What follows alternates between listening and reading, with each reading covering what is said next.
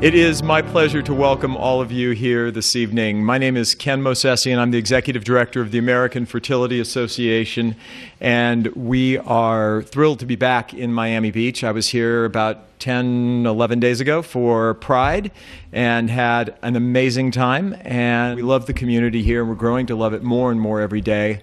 And anything that we can do to help all of you on your path to parenthood, we want to do. So a little bit about the American Fertility Association. We're a national nonprofit organization that began about a dozen years ago, primarily to help women who are struggling with infertility. And over the years, our mission has expanded.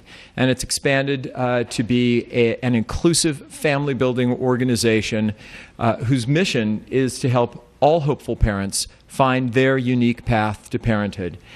We adopted in 2008 an official strategic goal of family building for the LGBT community, and we were met with about a $50,000 loss in professional memberships from physicians and others who didn't want, to quote some, "We don't want homosexuals having children." Lo and behold, though, after all of that, we've found that most of them have now come back to the fold. I also want to thank California Cryobank and Scott Brown, who's here tonight with California Cryobank. Scott is the Director of Customer Experience, and California Cryobank's commitment to the LGBT community is second to none. They are the exclusive sponsors of our gay women's gatherings. We're doing 5 of these across the country this year, and the bottom line is we could not do them without them. So a round of applause for Cal Cryo and their generous support. Scott's also going to be one of our speakers this evening, and you'll thoroughly enjoy what he has to say. Without any further ado, I'd like to turn the evening over to Scott. Thank you, Ken. Thank you, Lori, for having us back. Thank you, Ken, and Corey, who's not here with us tonight, for helping organize. LGBT family building is something California Cryobank and I am personally very passionate about, and it's always an honor and a thrill for me to come out and talk to people and help and answer questions and do whatever we can to help each of you achieve whatever that goal is that you've set for yourself. And having allies like the AFA and Lori in the center here is incredibly valuable, as is wonderful to have Dr. Ackerman and Liz here. We're trying to answer lots of questions for you and cover a lot of ground. I tend to talk too fast because I want to cram a lot in, so tell me to slow down if necessary. But I'm very passionate about this, and I could talk about sperm for like 3 hours. So, I'll try and keep it short. One thing that I've sort of discovered in going through a lot of these types of seminars and talking to a lot of professionals in the area as well is there's some basic themes that recur when planning families. And I've kind of broken it down into what I like to call the team concept. And it's not just team like your team of professionals in front of you, your team that you have at home, your family. But team really means something. Team is time. How old are you, basically? Doc Ackerman will talk about this. Age plays a big part in this and will have an effect on virtually every step of this process. And it's something that you need to be aware of, not only for your immediate future in this first child, but how old will you be for your second and third child if that's the goal you're setting for yourself. And that will influence some decisions that you make down the line. E is for? Effort. What? Effort. Well, that's going to come, trust me. Expectations. If you're 22 and just want to have one kid, this might be a fairly easy course for you. If you're 38 and want to have 3 kids, that's different. If you want to plan an at-home insemination and do it in your bathtub and all natural with like incense and dim lighting, that's one thing. If you're willing to go right to IVF and do it that way, that's another. You're expecting different things from this process, and it's really good to understand for yourself and for your wife or your partner what those expectations are, because you have to make decisions based on those expectations. If you don't really know what you want out of this process, it's very hard to make informed decisions early on, which will ultimately make your lives much easier down the line. A is for access. Access to attorneys, to doctors, to sperm banks, to your known donor if that's the way that you want to go. You have to make sure that you keep these lines of communication open and talk to people before, not after. There's decisions that have to be made early on in the process that will make things easier as you go along. And finally, M. M's an easy one. Money. There you go, money. This ain't a cheap process, but the good news, bad news is, this is not the expensive part of having a kid. I promise you that if it takes you a year and 2 rounds of IVF and $20,000, it's still not the expensive part of having a child. Go to the store and look at what diapers cost and multiply that 10 times a day, times 7 days a week, times 50. It adds up quick. So I know that money is a big influencer in this, and I know that we look to cut costs and do things the most effective way possible, but you've got to look at the big picture and what your real ultimate goal is and plan accordingly. If you want to have more than one child, you have to make sure you have access to your donor, whether it's an anonymous donor or a known donor, that those vials will be available 2 or 3 years down the line. If you want to have a child but you're already in your mid-30s, you have to talk to your physician and make sure that you're going to be able to have a child the way you want. If you want to carry your partner's eggs, or she wants to carry your eggs, or whatever combination you have in mind, it's going to take a certain amount of money to do that. And you have to understand what that will mean in terms of what your ultimate goal will be. And you have to sort of balance between, we're going to mortgage our house and do whatever we have to do, or we just want to know that we tried the best we could and we're okay with whatever the end game is. It's just a really important thing to keep in mind. It's a very difficult thing to discuss, but the reality is money is a very big factor in this entire process, and you just have that conversation and know where you're going and what you're expecting to spend. That kind of extends into the whole process itself. If you're going to try for a non-medicated IUI and do it that direction, how many of those are you willing to try? And Dr. Ackerman can talk about the success rates and all that, but you have to really sort of look at the big picture and say, of course no one wants to spend $15,000 to have a baby, but if you're going to end up spending $4,000 or $5,000 and never have a baby versus $15,000 and raise your chances significantly, it's just different formulas you have to keep in mind. All that said, team, time, expectations, access, money, keep it in mind. Back to what I really know best, which is sperm. I can tell you a lot about California Cryobank and the donor sperm services that we offer. The first thing I want to talk about, though, is using a known donor to start your family. It's a decision that a lot of people make, and it has some incredibly great results and it has some sometimes difficult results. And Elizabeth is very passionate about this, and so I'll let her talk about it as well when we get there. Ultimately, if you choose to use a known donor, you still should have that donor go through the same screening process that an anonymous donor does. That means he goes down to a clinic, he gets tested for STDs, you can do genetic testing on him, we look at family medical history. If you were in a city where California Cryobank existed, we could do that for you. Unfortunately, we don't have a branch here in Miami yet. I'm working on it. But there are other places here that can help you do that.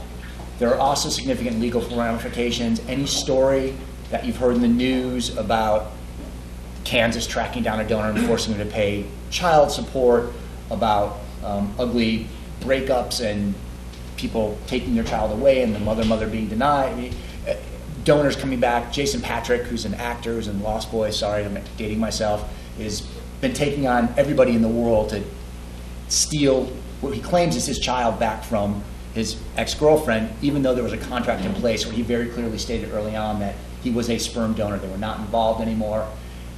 The laws in California supported her and her family and were able to protect him from gaining custody. He then took it to the state and tried to have the laws changed and lobbied in front of the state Senate, and there's a lot of turmoil about that. None of that happens with an anonymous sperm donor. When you use an anonymous donor, whether it's from California Cryobank or Fairfax or Zytex or any other national banks that are fully accredited, please don't go to Bob's Sperm Shack over in Coral Gables. Not good. But you use any accredited sperm bank, and their licensing should all be online, should all have access, you should be able to answer any questions you have about their licensing. You're protected. The donor has given away all rights. He has no claim on your child. He in no way can track you down or your child. He will never be given information about you or your family. If he calls us and says, hey, do I have any kids? We basically give him the same generic answer we give everybody, which is you have more or less than 5. We don't give him your information. We don't let him know how to find you. Once your child turns 18 and they have interest in contacting the donor, they can do that through us, and we'll facilitate that, protecting the privacy and anonymity of all parties involved until someone decides or everyone decides that they want to go forward with that. So when you use a known donor, it can work out great. You can have a male role model. You can have somebody to share some of the responsibility. You can even have somebody to share some of the financial burden. But know that there are strings that go along with all of that. And it's not just the donor has a mom. And you all have moms, and you know how moms are with grandchildren. And if you think for 1 second that this guy's just going to be able to give you a baby and walk away, and his mom finds out about it and she's not going to have something to say about it, guess again. You are taking on a whole lot more than just that donor. You're taking on the donor, you're taking on his family, you're taking on his fiance, wife, girlfriend, boyfriend, husband, whatever extended family he has, whoever he has in his life, influencing him in decision making, you're taking them on too. It's a big burden, and it's not something that people think about all the time moving forward. The same thing can be said to sort of this extended family thing that's going on nationally. There are websites, the Donor Sibling Registry website, California Cryobank has a sibling registry website, where you can actually get in touch with people who have used the same donor that you have. It can be a great thing. It can also be a little bit intimidating and a little bit in your face. There are some people that feel like they somehow are going to get to know their child better if they know everything about you and your child. And you may want to just dip your foot in to sort of experience that, and they may not back off. So it's putting the cart before the horse, but as you approach that point in this process and make the decision to sort of go public and reach out to other families, just know that you want to sort of dip your toe in, maybe open up a separate Hotmail, Gmail account that you can just sort of keep your private stuff private. Don't give out your name, address, blah, blah, blah. And please, please, please, please, please, I can't stress this enough, never put your name, address, phone number, personal information on any public website. I don't care if it seems like the safest thing in the world, but we've had multiple occasions in the last 6 months of false donors finding people online and claiming to be their donor. I know it sounds like the sickest thing in the world. It's been turned over to federal authorities. Fortunately, there's no like hideous story to tell. I don't know if this guy was playing a prank or what his motivation was, but protect your privacy and your family's privacy. I know there's lots of blogs and chat rooms and Yahoo groups, and there's great places to gather a lot of information and get a lot of different input and sort of have questions answered. Just be very cautious about when you put your own information out there, because it can come back to haunt you, and you don't want that to happen. Donor sperm. Here's what I really like to talk about, and I probably have like 30 seconds left. You have options, like I said, California Cryobank, Fairfax, Zytex, Sperm Bank of Seattle, Sperm Bank of California. They're all out there. They all have websites. Do your homework, do your research, find the bank that's right for you. Different banks have different restrictions on offspring per donor. They've been in business for different amounts of time. They have different reputations, both with physicians and with consumers. You can read about that stuff online. Do your homework. The process of actually choosing a donor is really pretty simple, unless you're a super, super organized type A personality that wants to dive headfirst in and be neck deep in information. Is that you? Okay. Well, if that happens, it can get a little bit overwhelming. But the basic process, if you haven't already sort of checked it out, is you go to cryobank.com, our website. You open an online account. Doesn't cost you anything. It's free. Just put in some information, and you get access to our donor catalog. That's generally somewhere in the area of 475 to 500 donors at any given time. Donors do sell out quickly, and then sometimes they'll have new vials coming on. So you always have to look at what's available. You will never see a donor who doesn't have vials available, but he may only have 1 or 2 available. So you always want to check inventory before you ultimately settle on that one guy, because if you're going to have 2 or 3 children, 1 vial, 2 vial, 3 vials is probably not going to do it, right?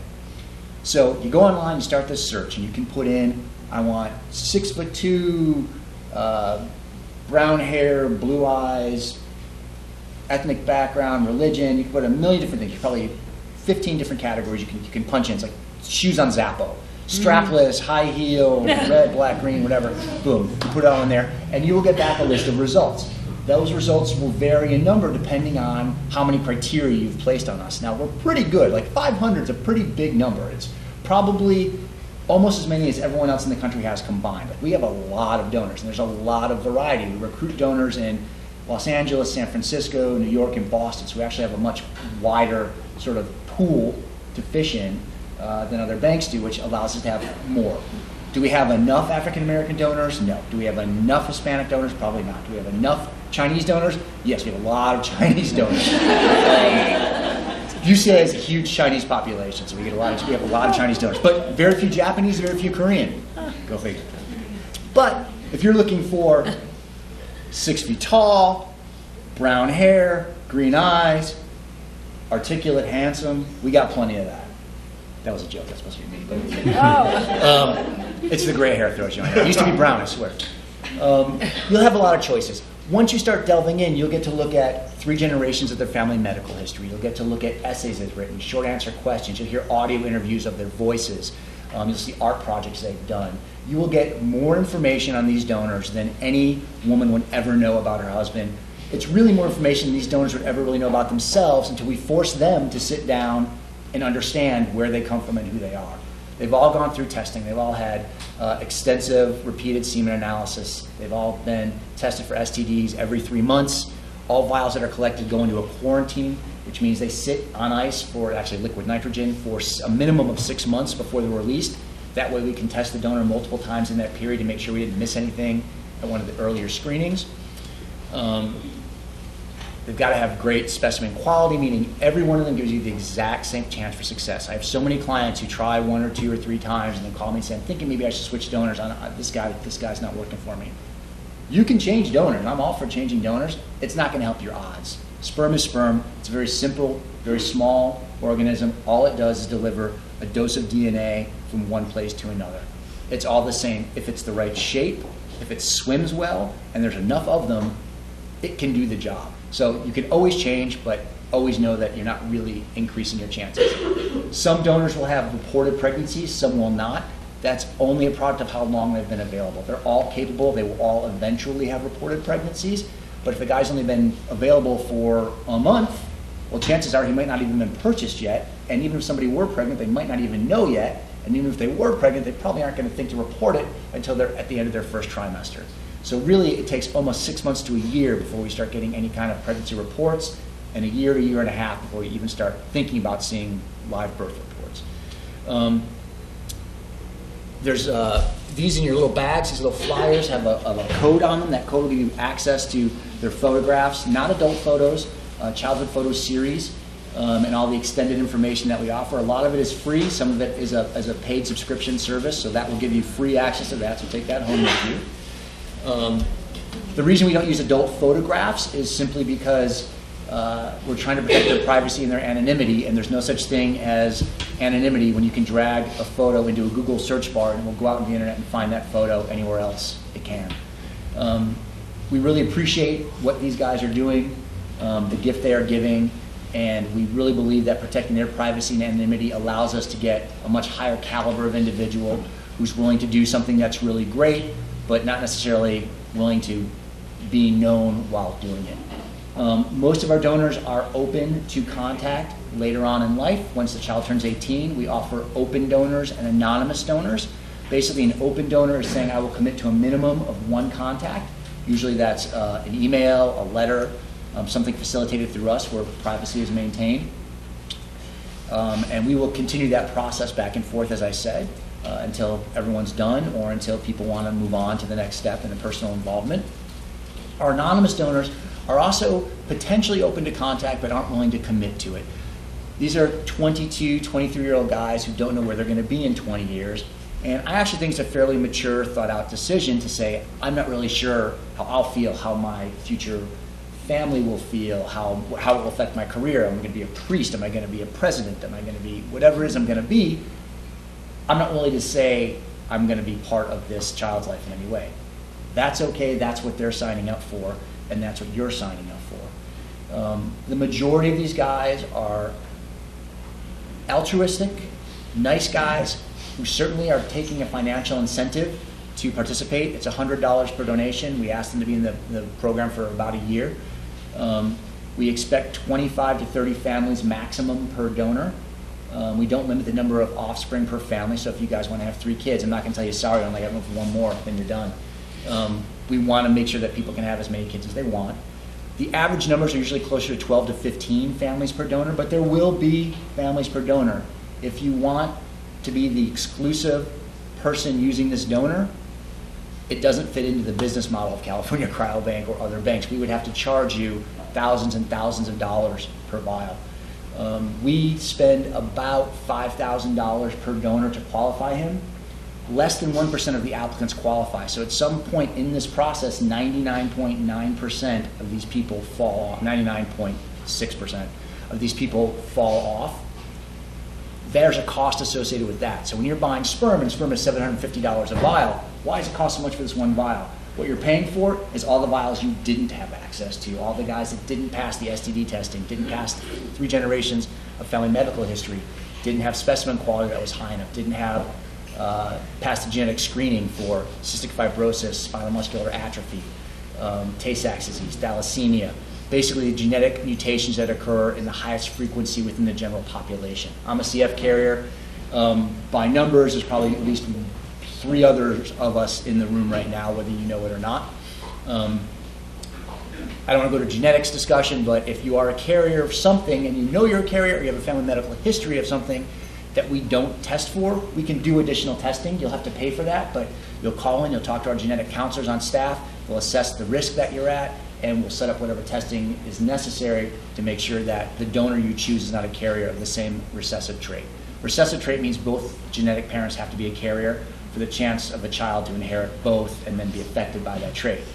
As I said, I'm a CF carrier. It turned out, coincidentally, my wife was too, which we didn't find out until we were like 17 weeks pregnant, which was really scary. Fortunately, knock on wood, my daughter inherited hers, but not mine. So she's just one of the family and is a carrier as well. But we're trying to avoid the situations for you guys, but the more you know about your own medical history, the better informed you can be about this entire process and come to us with more information that can help us help you. That's it in a nutshell. There's a ton of information online. Client service representatives are on the phones from 6 a.m. to 6 p.m. West Coast time every day. They are more than happy to answer questions, to walk you through this process. I put my card in each one of those bags. I'm more than happy to help you guys. Honestly, send me an email, give me a call. I will answer questions. I will guide you through this. I will help you get to where you want to go, because that's what makes my job worth doing.